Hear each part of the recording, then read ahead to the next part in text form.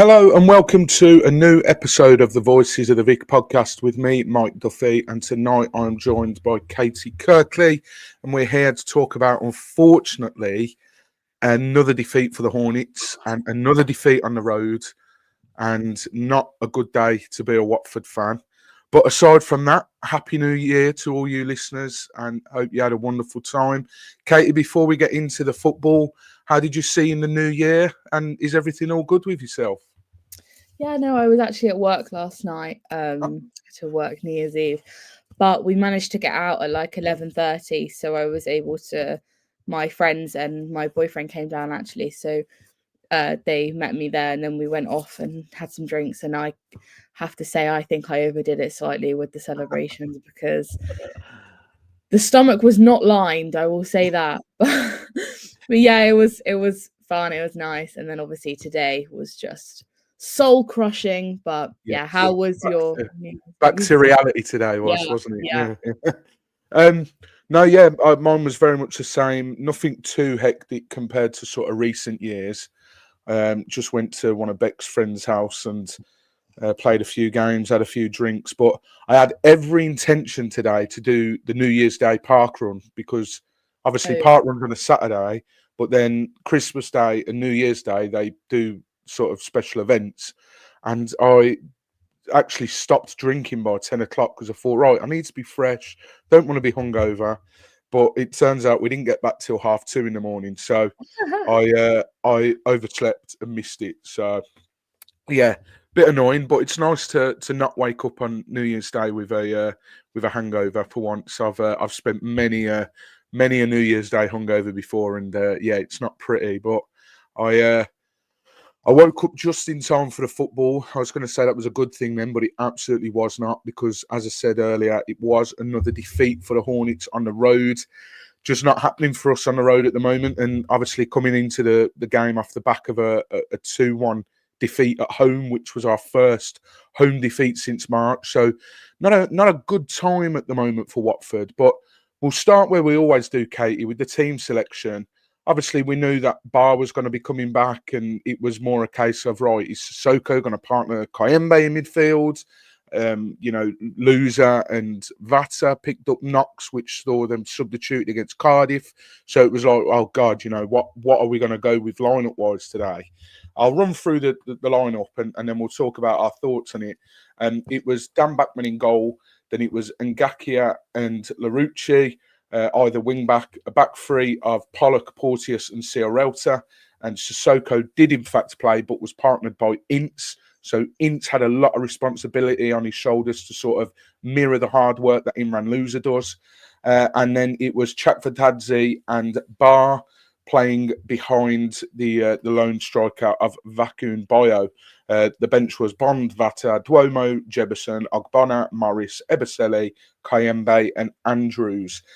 When that team has come out at 11:30 this morning, Caity, obviously, we were talking in the group chat and we didn't know whether Loser was going to play. We didn't know whether Vata was going to play. So, it was great to see Vata on the bench and then eventually come on later on. But what was your thoughts when that team news come out, considering the lack of options we've got? Was you happy with the team that was put out, or would you have done anything a little bit differently?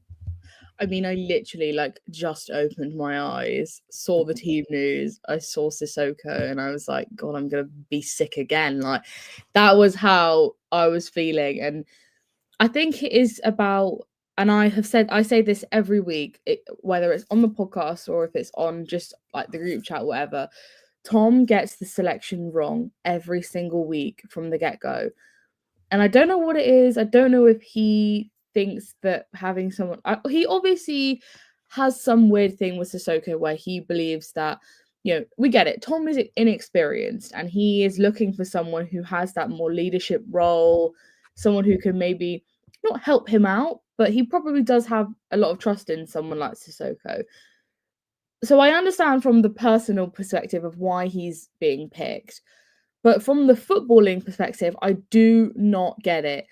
Like, it's not going to be the first time that people are hearing this, but he is horrific. This guy is not a serious footballer. Don't get me wrong.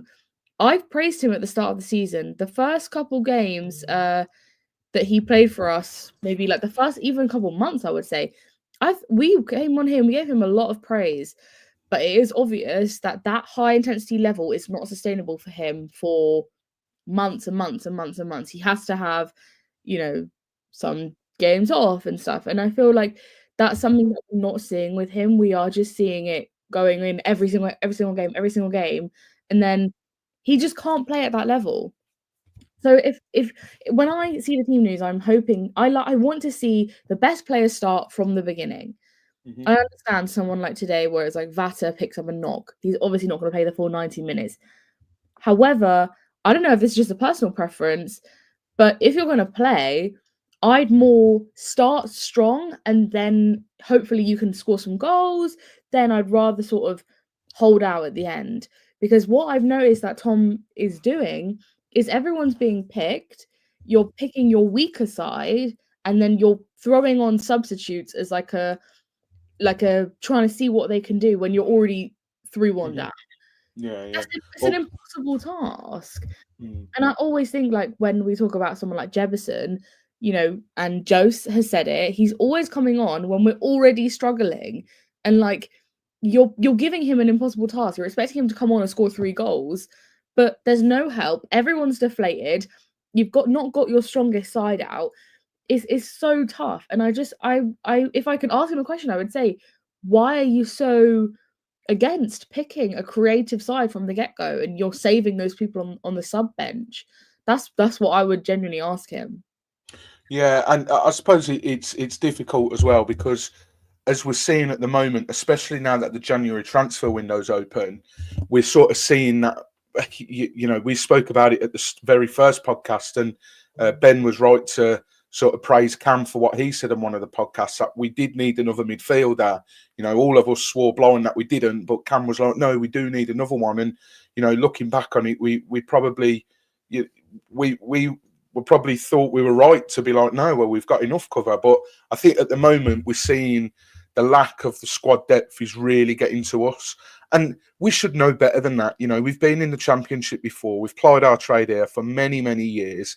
And we should know what the schedule's like. And we should know that the squad that going into the season, isn't perhaps as beefy as we would like. Because Clevs did say at the start of this run of 5 games in 15 days, there's going to be some games where you'll see a lineup that's like ready to go for it and like go and get the 3 points. I mean, obviously he wants to get 3 points every game, but he says you'll see lineups where we're really going for it, and then you'll see other lineups where we've rotated, but we still think we can be as strong. So I understand, in terms of he didn't have much to pick from today, but yeah, I mean, Sissoko, Joe's pointed it out here for anyone listening on podcasts. Joe said, Joe of this podcast, of course, has said Sissoko shouldn't be anywhere near the starting lineup. Like Caity said, at the start of the season, he was great, but since that suspension, I assume he means he's been horrendous. I wouldn't have him anywhere near the starting 11. So, yeah, it's a difficult one. But, I mean, in terms of the team news today, from my perspective, I said in the group chat, I think Ince, we always put our team prediction in the group chat before it comes out on the Fan Hub app. And I think I put Ince in there because obviously if Loser wasn't going to be available, we didn't know anything prior to kickoff. We just knew that he'd picked up a knock. But I think if Loser's not going to be available, you need someone to have the legs in there. And yes, Tom Ince is no spring chicken anymore. But to be fair to Tom Ince, he will try hard and he will work hard, and he's got the experience and the know-how, which is basically what we need right now. Is we need someone that knows the league and can sort of plug those gaps and bring that experience. And I was quite. I think the only bugbear for me was Larouci. I've not been impressed with him whatsoever the last few weeks. But then to caveat that, in terms of a left wing-back role, I don't think we have anyone else. I certainly don't think Festi Abaselli is cut out for the left wing-back role. James Morris isn't cut out for the left wing-back role. And Gakia, again, we'll come on to him, but he struggled in the wing-back role today over on the right. So to then put him on the weaker side of the left, it wouldn't have been great. So we are really stuck in that area. And is that an area that Tom's going to look at? Who knows? And then obviously vacuum bio because he blows so hot and cold. But recently, I really don't understand how he keeps getting picked. And a lot of people might come in the comments and say, well, it's not like Jefferson's any better, but at least Jefferson's sort of running around trying and trying his hardest, because Bio today, he genuinely could have had a hat trick, and we will talk about that in a little bit. But one thing I want to talk about, I want to mention sort of individual players as opposed to talk about the match itself, and we'll talk about a few sort of key moments. We'll talk about the first goal for QPR. So first things first, Caity, in your opinion, was it a foul? Was it more a foul on Porteous, or do you think it was just sloppy from Porteous and he shouldn't be giving away cheap free kicks? Because I watched it on Sky. I usually watch it on iFollow, so you get like the Watford commentary. But the Sky commentators went back and looked at it 2-3 times and sort of said, there's argument for both cases there. What was your thoughts on that sort of pushing and pulling from Porteous and Frey?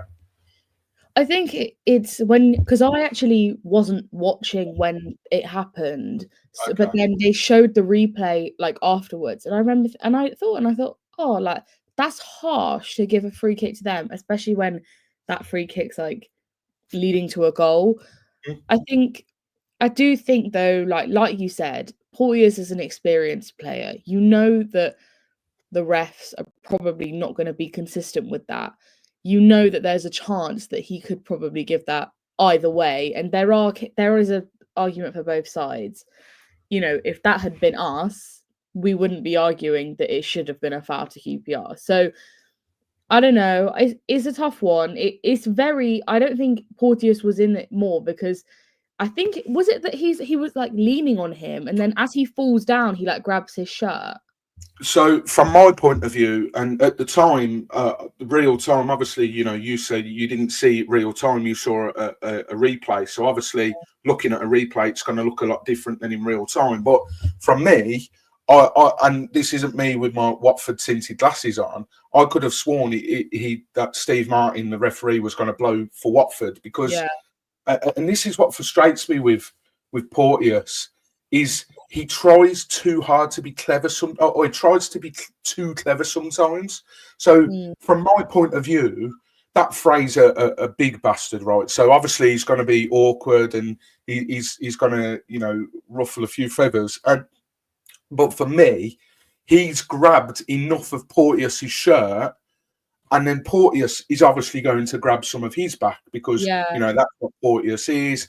But for me, there is absolutely more in the phrase pull on Porteous because he really does have a proper fistful of shirt, and to the point where he's pulling Porteous down. But Porteous tries to be clever. For me there, and listen, I don't advocate diving or play acting or anything, but Porteous, once he's got that tug, you need to be clever, you just need to hit the deck. And that way, then it's an easy decision for Steve Martin to make, and it's a free kick to us. But instead, it wasn't. Porteous was trying to be too clever. Obviously, the longer that Frey held on, the more Porteous was thinking, well, no, fuck you, I'm going to pull you even harder then. And then obviously the referees, it's an easy decision for the referee to make. But talking of the goal now itself, Caity, and I'd be interested to hear your thoughts on this. That is straight off the training ground. You could see a mile off what was going to happen. We get done by a quick free kick. Ince is ball watching. The ball's played across the face of the 18-yard box, and it's an easy tap in for Frey, and it's his first goal since October, I think they said, because he's been out injured. But a really, really sloppy goal to concede. And before you tell me your thoughts on the goal, do you think Dan Backman should have done better? Because at time, I didn't think so. I thought, not much you can do about that. It's across the face of goal and it's in. But again, and the beauty of replays, he gets enough of a hand to it for me that I think he needs to stop that. But what were your thoughts on the goal? It's disappointing to get undone by a simple routine like that, isn't it? Yeah, it's really, really poor, and it's almost like comedic that how bad it is, because the unawareness of everyone in the box is just really poor. And like, I don't know names, but like one of their players was completely unmarked who gets the ball through. I think it was Porteous wasn't quick enough to stay with him, so automatically they're ahead.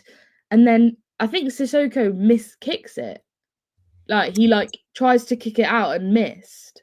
Yeah, And he missed basically. Yeah, yeah. yeah, and it's like you don't have time to be doing that when you're in that situation. And obviously it's going to fall to someone, and this is, you're going to strike from there. I mean, it's harsh on Dan Backman to say that he should do better. Obviously he gets a hand to it, which makes you think you probably could have saved it. However, if I'm Backman, I'm thinking, well, that's an easy clearance for my defenders. So I'm not saying that he probably thought that, because obviously he needs to be switched on all the time. But it was, like you said, routine off the training ground. It's an easy clearance. And he's probably thinking, they've got this.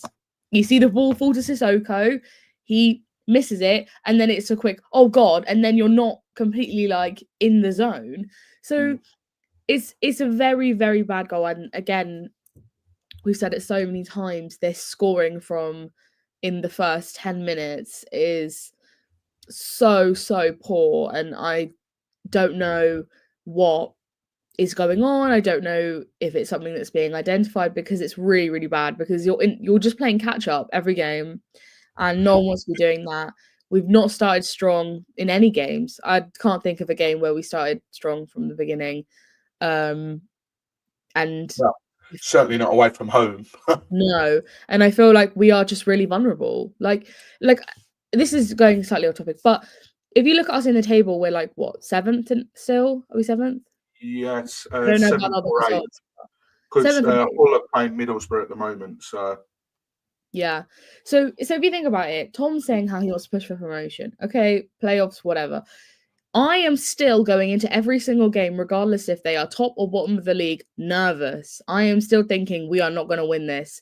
And I don't know if that's just Watford mentality or the fact that we are not convincing. Like, if we go away and we're 1 down into the first 10 minutes, I know we've lost already. And I don't feel like teams fear us. Obviously, maybe at the Vic, when we had the unbeaten run, they were more worried, but now I'm like, we don't give that presence of oh yeah, we're a really good side and we can go away to QPR and beat them, because I don't feel confident ever. Yeah, I think that's years and years of supporting Watford does that to you, to be honest, Caity. But it's no, I totally get where you're coming from, and you mentioned there it's another game where we've gone a goal down in the first 5 minutes, and I actually put a tweet out after the game, and it's all well and good Clev's coming out and saying, it's something we're aware of, we're working on it, but are they working on it? Because last week we're not seeing anything. Well, I say last week, I've done the classic thing there of the days between Christmas and New Year's, just jumbling them all up. On Sunday, against Cardiff, we went behind in the first minute, I think it was, and then we went behind the first 5 minutes today. And then also on Sunday against Cardiff, we equalised and then conceded very close to conceded again very close to equalising. And again today we didn't equalise. We pulled a goal back to make it 2-1 and think, oh, okay, this could make it interesting. And 92 seconds later, QPR 3-1 ahead again. So it's almost as if they've scored that goal today and thought, right, let's just chillax a bit. And don't get me wrong, I think that is the right approach to take. You don't want to go too gung-ho, because I say this because you leave yourself open and vulnerable, but bloody hell, it doesn't matter what we seem to do at the moment. We seem to be leaving ourselves open and vulnerable anyway. But, they've maybe just took their foot off the gas a little bit too much, because it was an easy goal for QPR, the third one in the end. But, yeah, I totally get what you mean. And just going back on what you said a minute ago in terms of, the way that we're playing at the moment and how teams might think when they're coming up against us. Obviously, that run at the Vic was great. If we're being totally honest with ourselves, were a few of those wins or draws fortuitous and maybe we didn't deserve to win or draw the game? Absolutely. But you Most of take them. the rub of the green in the football, don't you? Because, there's so many times, and not just Watford fans, any football fans can come away from a game thinking, how the bloody hell did we draw that? Or how the bloody hell did we win that? But it's just, winning's a habit, and it produces a lot of confidence. But I think at the moment we are really starting to sort of see the performances we're putting in is producing the results that maybe match the performances, and I think that's what worries us. One of the last sort of notes that I've got is about the run that we've got coming up, and we'll talk about that in a little bit, because it's looking a little bit hairy, and like I say, we'll talk about that in a little bit. But one man I just wanted to sort of speak about is, obviously we just spoke about him with Ryan Porteous, with the whole trying to be too clever.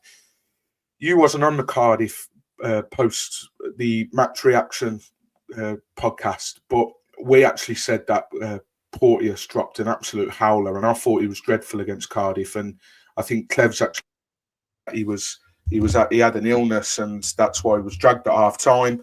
But for me today, and this might split opinion, and I'll be quite intrigued to know what everyone else watching thinks of this. But for me, I thought Porteous was one of the better players today, because I don't know if he was instructed or whether it was his own initiative or whether it was part of the game plan.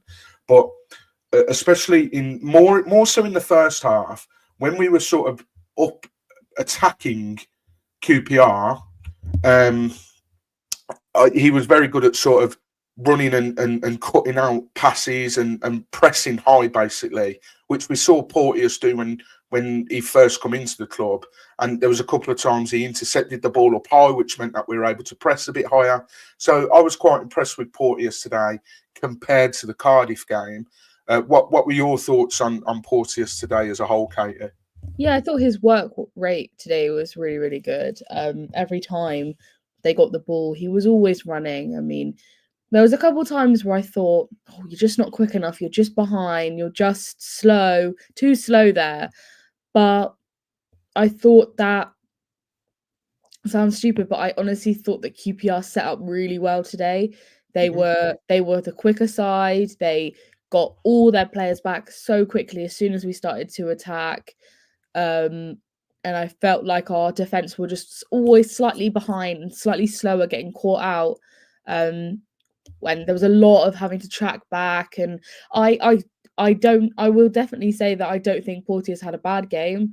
I wouldn't say he was a huge standout for me, maybe because I see that we conceded 3 goals and I'm like, but he definitely didn't have a bad game. And I do agree that he did have a bad game against Cardiff and stuff. So to see him step up and have a better game just shows the type of player that he is. Yeah, I think a few were a little bit worried that he might have been slipping back to his old ways, because when Porteous joined, I think it's safe to say that his Watford career has been quite up and down, and under Clevs, I think he'd maybe sort of steadied the line of performances a little bit more, as opposed to the up and downness of it. But yeah, I think much better. Ben actually says here, Ben Aiton, good evening, Ben. Hope you're well, mate.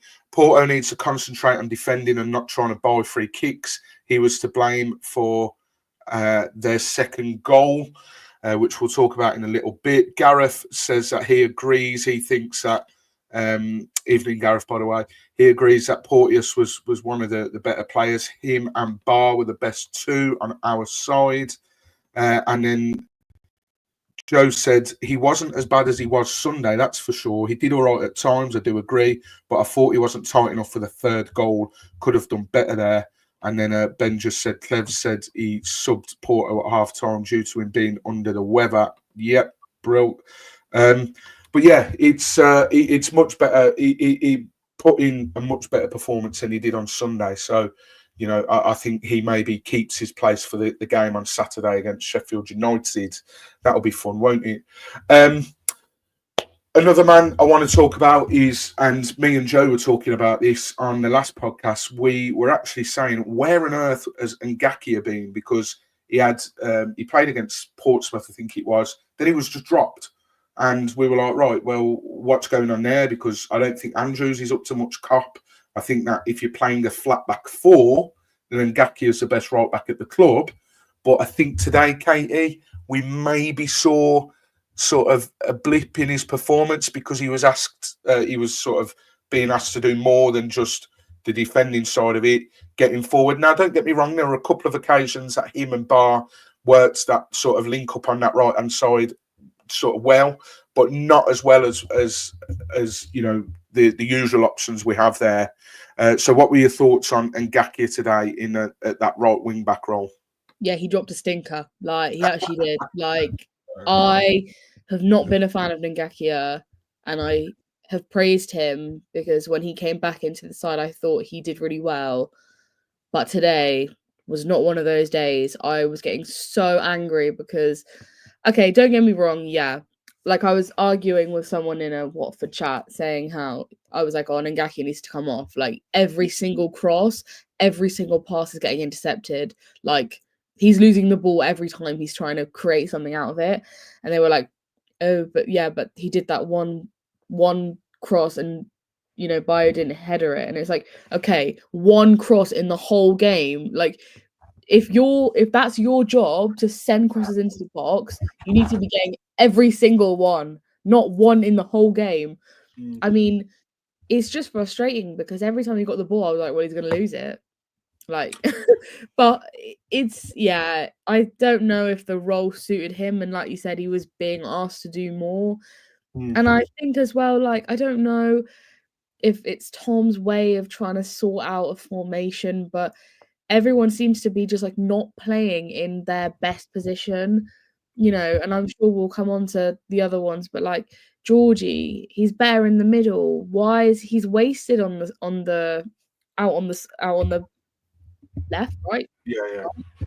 Is he's wasted then? In like Ngakia, he's wasted in that role, and I just feel like you're setting us up for failure. Like, you were setting Ngakia up to have a bad game. Mm-hmm. Yeah, I think I'd have to be inclined to agree. I don't think today was his strongest game.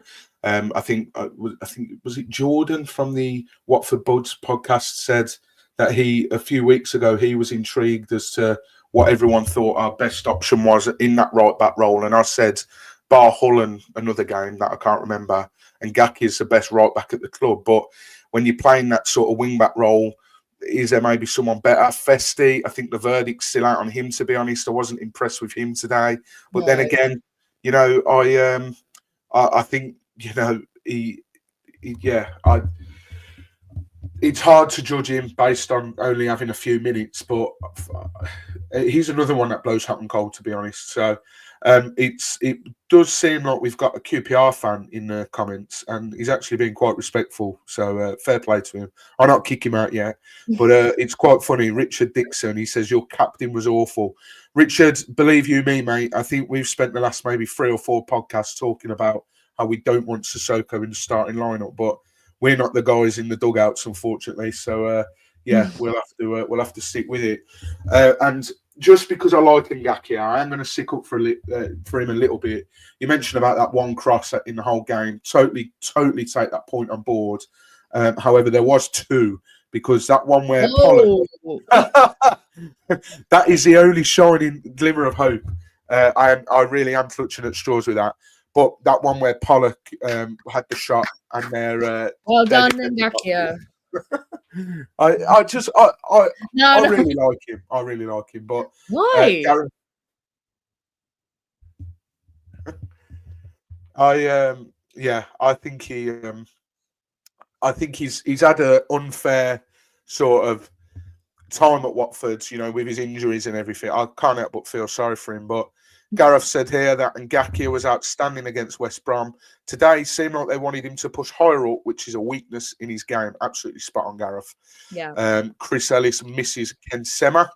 And you're probably going to miss him even more because it sounds like he's out the door in January. Although I think we're being a bit hoping for 1 million for him. I'm not sure if anyone's going to pay that, but yeah, we'll see.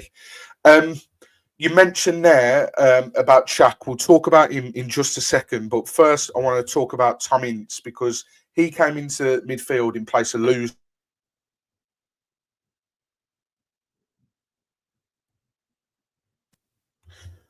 I think my connection's playing up, but hopefully you guys can still hear me. The joys of Keep live breathing. podcasting, I just want to talk about Tom Ince very quickly because he obviously came in and I think he had quite sort of difficult task on his hands today because Imran Loser has been one of the first names on the team sheet in the last few weeks, and rightly so because of how well he's been playing. And we know his ability of spraying balls and these incredible passes that he can make and sort of finding space that you might not necessarily see, and Loser will find it. So then for Tom Ince to come in and sort of have to emulate that because he was playing that role today, how did you think Ince did, considering? I think he had big boots to fill. He obviously isn't going to be, picking the passes that Imran Loser can. And I actually think we missed Loser today because I think we could have got a lot of joy in that midfield with Loser today. But how did you think Ince did today, Caity? Yeah, I mean, I completely agree with you. I think we do miss Loser, and I can't believe we'd ever be saying that on here, because I can't believe how much has changed with him in the last couple months. But yeah, I mean, again, Tom Ince wasn't someone that I necessarily noticed, but that's also a good thing because I feel like he didn't do anything necessarily wrong. I think that he was able to show a little bit of skill, nothing too crazy. And I saw that Tom said after the match how he really trusts Ince and he wants to, get him playing more and stuff. So there's definitely a player there. We've seen it. We've seen glimpses of him in Carabao Cup games and the Man City game as well.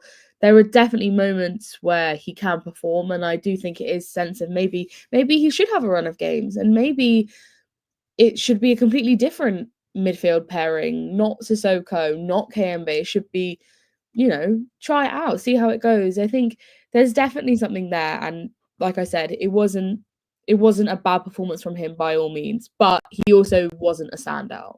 Yeah, I get what you're saying. And Gareth said here, Ince is not a centre mid and should be out wide if he's going to be able to perform. And, obviously at Reading, a lot of people were more used to him playing in an attacking role.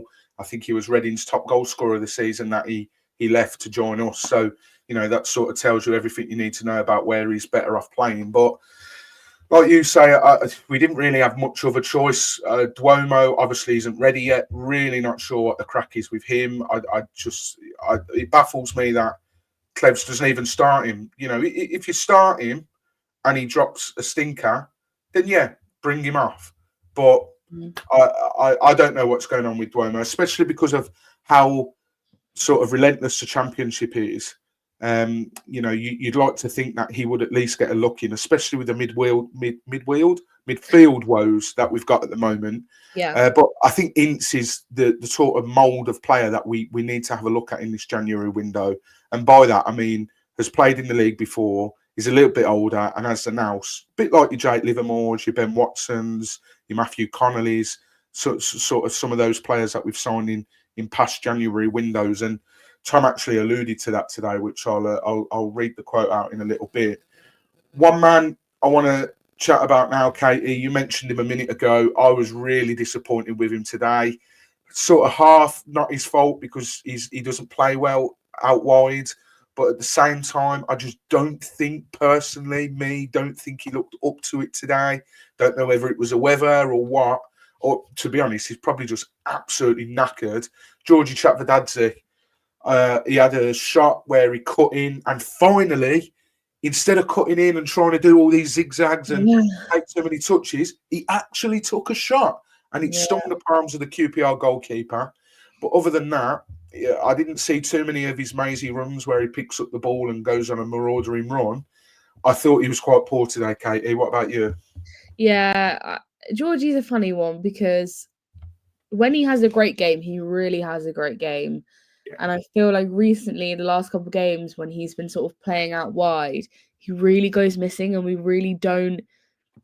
He's not able to drive forward with the ball. I have noticed that other teams have definitely noticed that he is the kind of like main man, and he is normally quite heavily marked now when we do play other teams, and that's obviously really tough for him. But like Gareth has said, he is greedy. I've always said that he's greedy.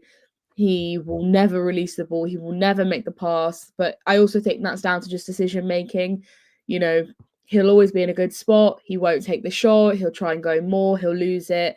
And there was a lot of times in yesterday's game where he would miss or he like wouldn't kick the ball, or sorry, he wouldn't pass the ball, and like Bio and Bar screaming for it, like hands in the air, like angry, and he's just either lost it or kicked it out. And it is frustrating because there's so much skill there, but the decision making and the connection between him and Bio and Bar, it doesn't flow well, I don't think, because he just can't make those decisions for himself.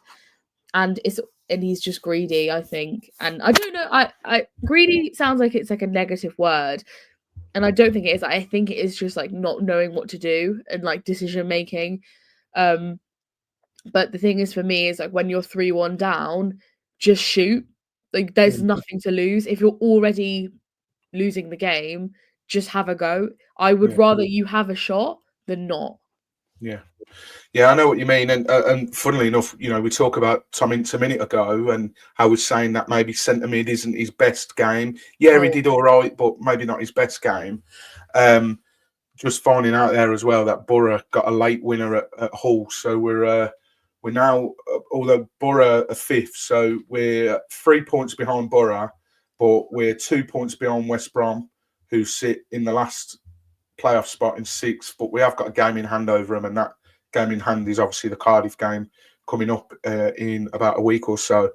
But yeah, we talk about Tom Ince, and if Georgie's going to be rested, a lot of people might be like, well, if you rest Georgie, who do you play there?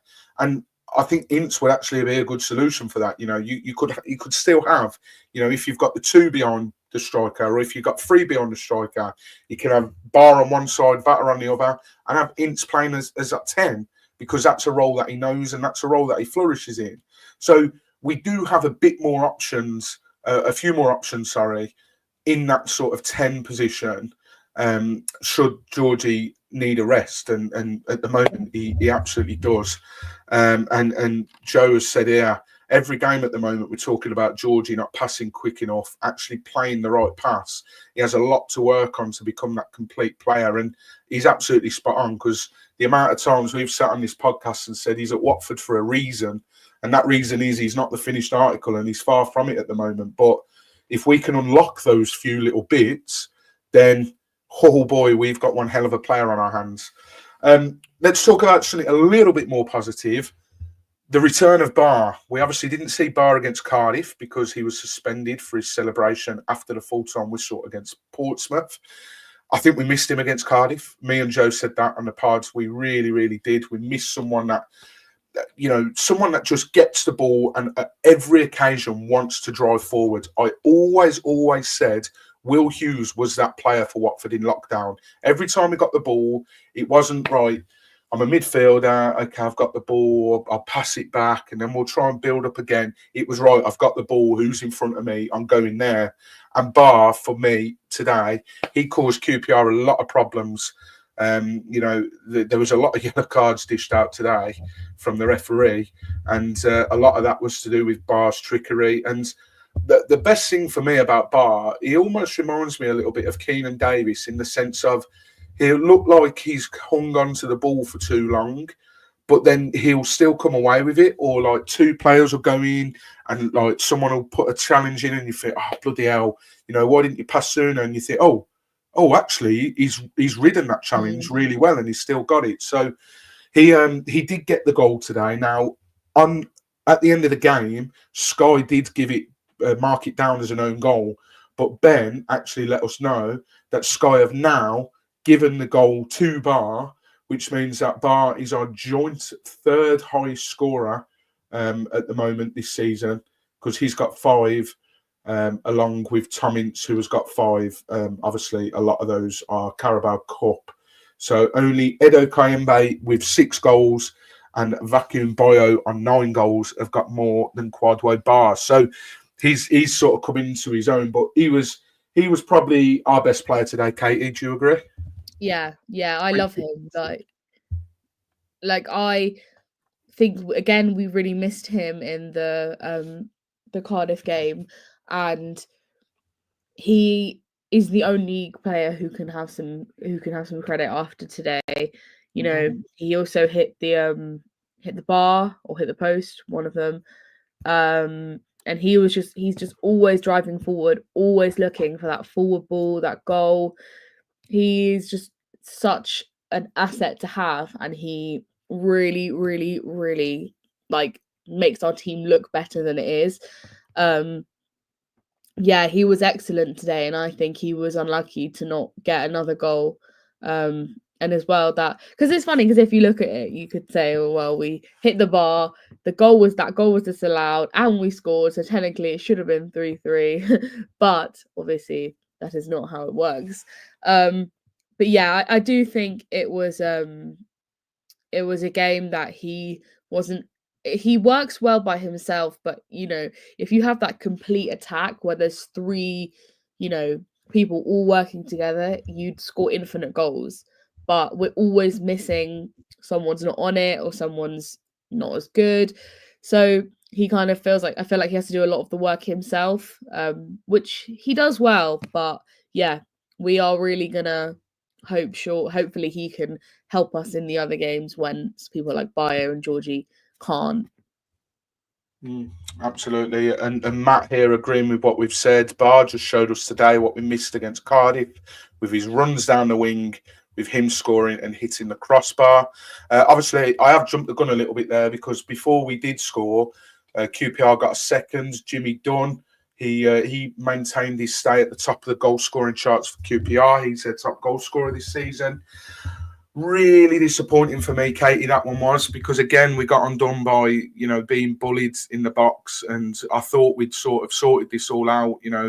Ciarelta and Pollock are big guys, but we just got out muscled. For me as well, there was maybe question as to whether Bachmann should have come out and claimed it. What was your thoughts in regards to that, or are you again maybe letting Bachmann off with that one? But for me, he just doesn't command his area a bit more. I think, I always go back to the Swansea game, and their goalkeeper was coming out everywhere and claiming the ball. And it's like, I'm so jealous. Why can't my keeper do that? But yeah, for me, I think Bachmann has to command his area a bit more. And to be honest, we did get a glimpse of him trying to command his area a bit more, where he come out and he punched it, and he really sliced his punch, and he was lucky not to concede. But yeah, very disappointing goal to concede, very sloppy. But QPR won't mind, and they were 2-0 up. Yeah. I mean, again, I was sort of saying it's game over now. Like, if we've gone 2-0, I thought that's it. I do agree that Bachmann has to command his box more. I feel like, again, it's just lack of communication with the other players. He should be claiming stuff. He should be telling people where to go and what to do, especially because he is also the sort of captain role. I'm sure people are looking to him for, how to conduct the box. And I feel like that's something that he doesn't do.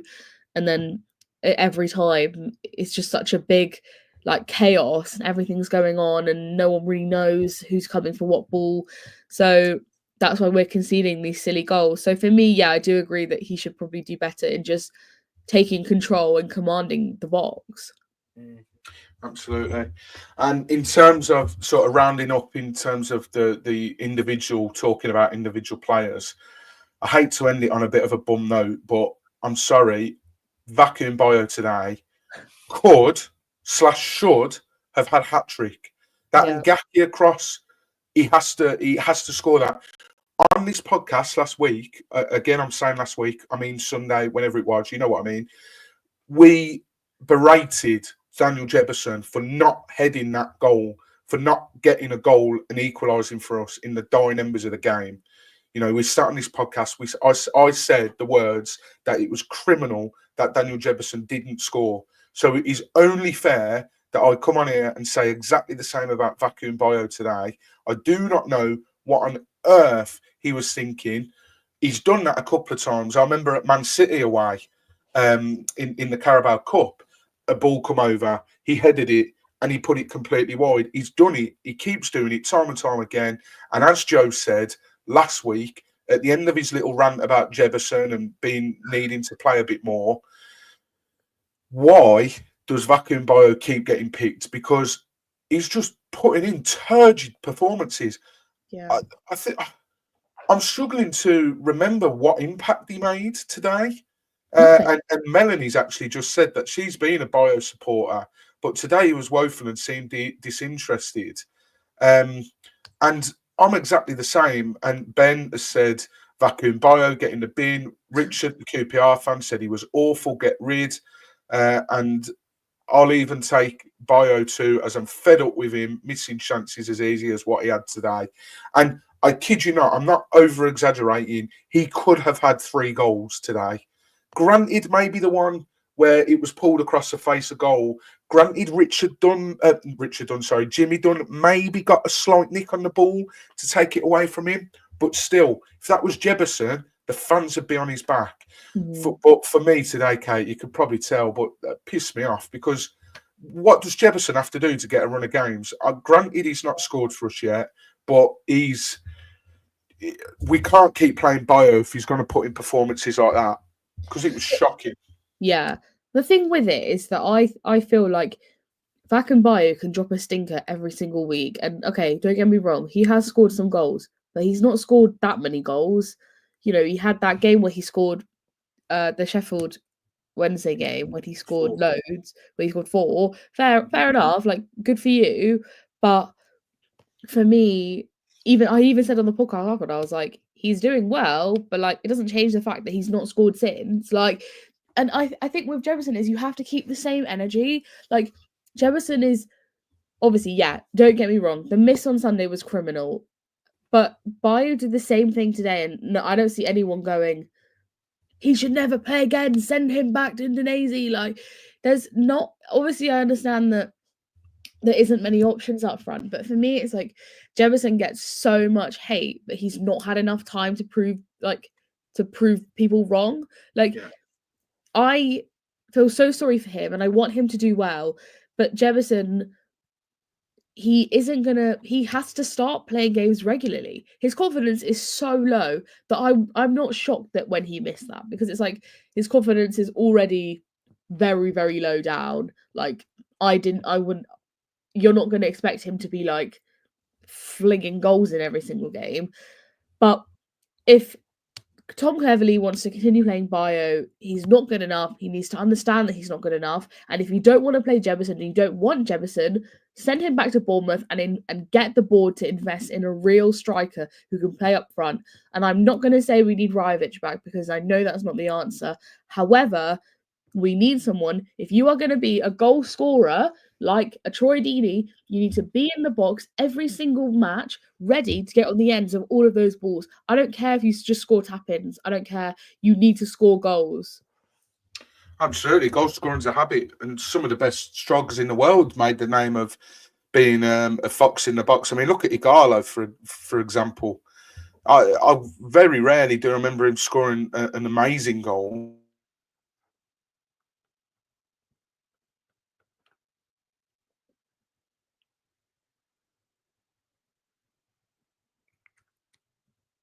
Hello?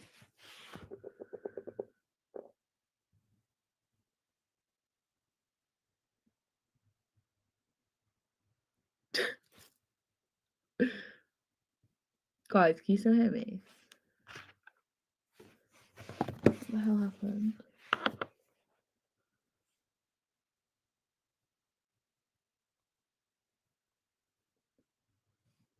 A very, very disappointing game from Bio, and it's going to be interesting to see what happens against Sheffield United.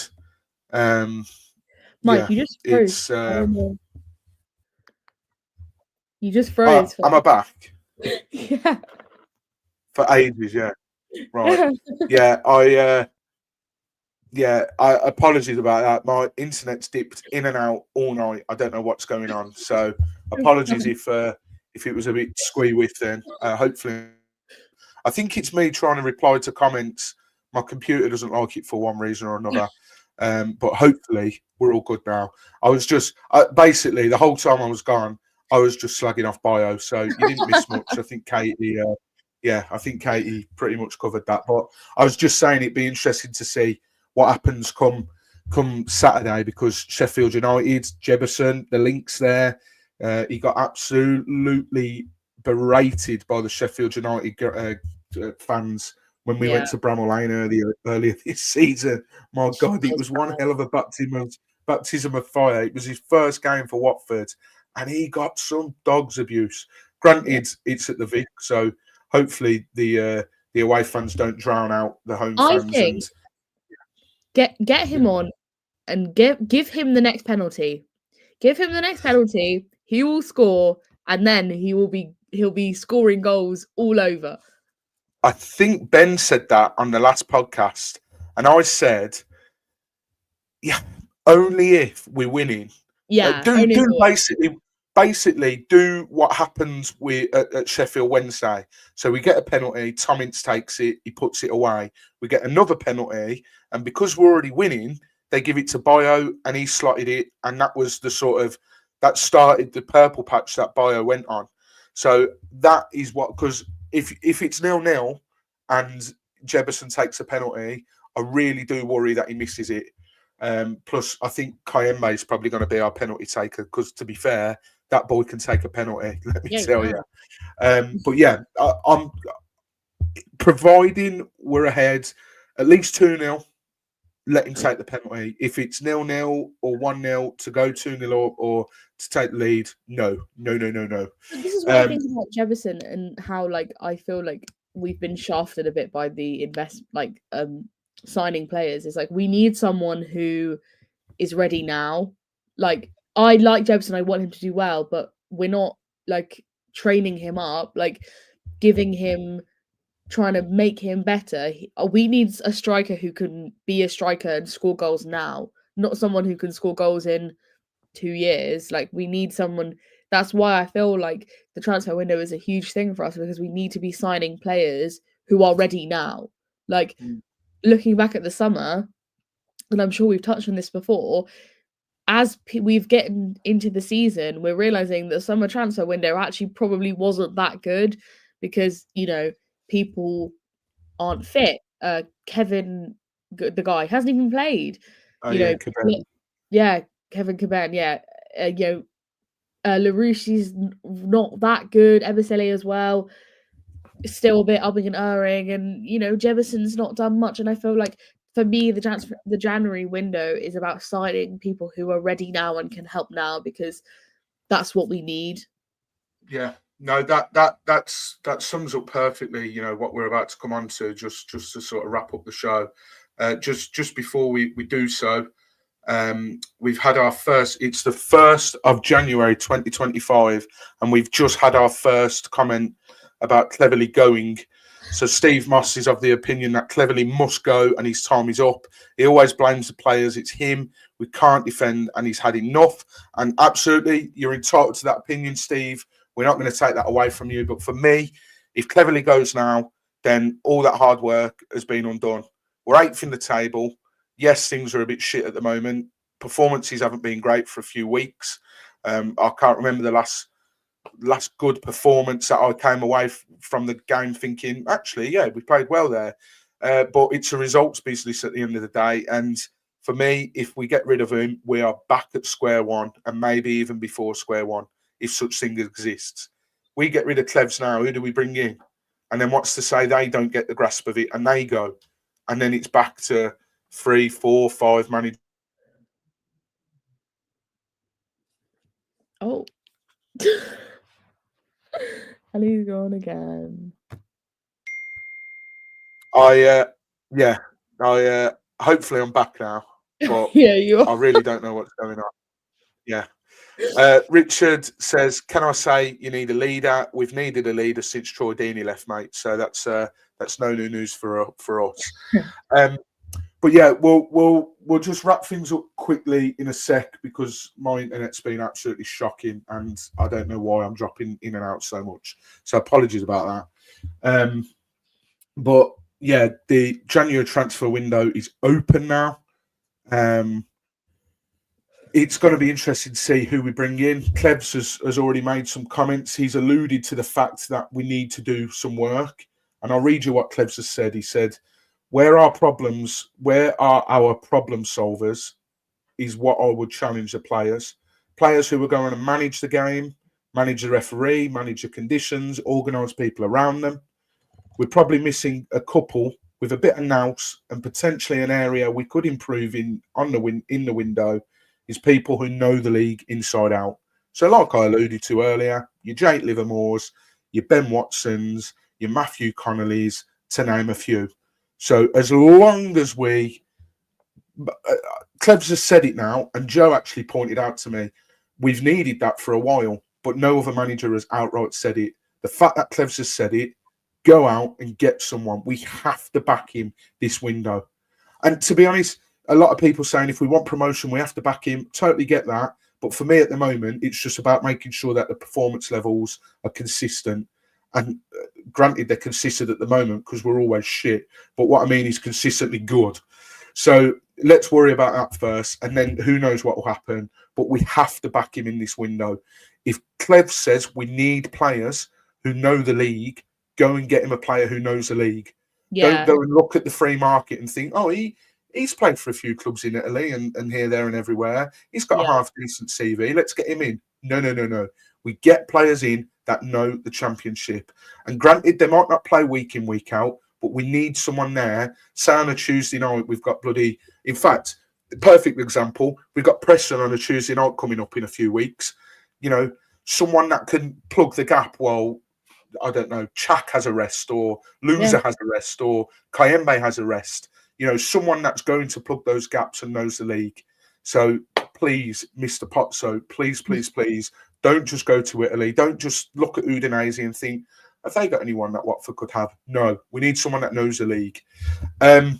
Just before we go, I want to ask you, Caity, we've got some very difficult games coming up. I'll read you some of the games we've got coming up. And this is why it's even more important that we have a good transfer window so that these players can bed in. Because, like I say, we've got Sheffield United at home. Then we've got Fulham away in the Cup, which for me is a free hit. As much as I'd love a cup run, Fulham are absolutely smashing it at the moment. So I fully expect them to roll us over quite comfortably. Cardiff away, which is our game in hand. People might be saying, Cardiff's not tough. Cardiff are shit. They beat us on Sunday 2-1. So, yeah.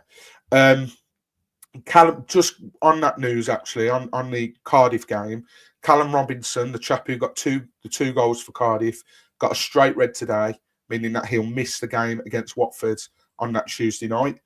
After Cardiff, we're away at Derby. Derby, you know, lost today 4-2, but at home are a much stronger team than they are on the road. So that's not going to be easy by any stretch of the imagination. And then Preston at home. Preston look, again, I know they lost today, but Preston look a sort of a refreshed team under the guidance of Paul Heckingbottom, and I thought they would because it was a very good appointment. They've already beaten us this season as well, so they could do the double, or it could be a 0-0 special written all over it. Then it's Coventry away. Verdict potentially still out on Frank Lampard, but again, another away trip for the Hornets. We don't travel well. And the last couple of seasons, all we seem to do is draw at the Rico. And then Norwich at home, which always brings the goals. And usually at home against Norwich, we're very good. So hopefully that is a good one. But let's just say the next three games, Caity, before we wrap up, the next three league games, Sheffield United at home, Cardiff away, Derby away. How many points do you think we'll get? I think. Wait, so what is it? Derby? No. Derby. Sheffield United at home on Saturday. Okay. I think we will get bummed on the weekend. Cardiff away, probably not. That's the one that we need to, because we need to win that. We need to win it. Yeah. Yeah. I think maybe a draw at Cardiff. Yeah. I hope we can beat Derby away because I'm going to that. Yes. And we need to seriously sort out our away form anyway. These are the teams that we should be trying to beat so that we can, do that. I think 4. Yeah. 4. Yeah, Melanie's gone 4. Joe's gone 4. Sheffield United, I mean, they're kicking off in 10 minutes, so it'll be interesting to see what happens. Richards actually said he thinks we'll get 3, so thanks for that, Rich. That's thanks for your input tonight. It's quite weird having a QPR fan not coming in here and absolutely hammering us. So fair play, Rich. Joe has said draw on Saturday. That's hopeful. Bloody hell. Beat Cardiff and lose to Derby. Yeah, our record at Derby over the last few years has been absolutely horrendous. My last trip to Pride Park, we lost 5-0 in the season. We got to the playoff final under Zola. Or was it 5-1? Vidra might have scored. Can't remember. They put 5 past us, so I remember that much. And I've not been back since. Cardiff, for me, we have to go there and win. Their home form is dreadful, but so's our away form. So, yeah, it could be quite a tough watch, that one could. But, yeah, I really want us to make a bit of a statement. That next home game against Sheffield United, how much of a statement would it be to come out and get a positive result against Sheffield United? You know, getting a win, that could boost so much morale around the club at the moment, just because we're going through a bit of a rough patch. A couple of bad performances back to back. Yeah. If we win, I'll forget about everything. I'll forget about that. Yeah. I don't care. That's the beauty of football, isn't it? We'll delete these podcasts and be like, yeah, well, we didn't get anything. Yeah, exactly. But yeah, I think that pretty much covers it. I actually said to Caity before we started that I'd like to be done by 8 o'clock, and we've done that with 7 minutes to spare because Traitors is on tonight, isn't it, Caity? So I think that's starting. Yeah, exactly. And yeah, like Melanie said, Happy New Year to everyone. Hope you had a splendid night last night, whatever you did, however you celebrated, and hope that 2025 is a year packed full of goodness for you guys, and hopefully a good year for Watford as well, because that'd be nice. We're due one of them, I think. But yeah, until next time, we might do a Sheffield United preview. Just got to sort out a few logistics around that. If not, we should be back on Sunday with a review of the Sheffield United game, and hopefully we can break this little bad run that we're on, and we can return to the podcast with good energy and talking about a win for Watford. But until next time, come on, you Horns.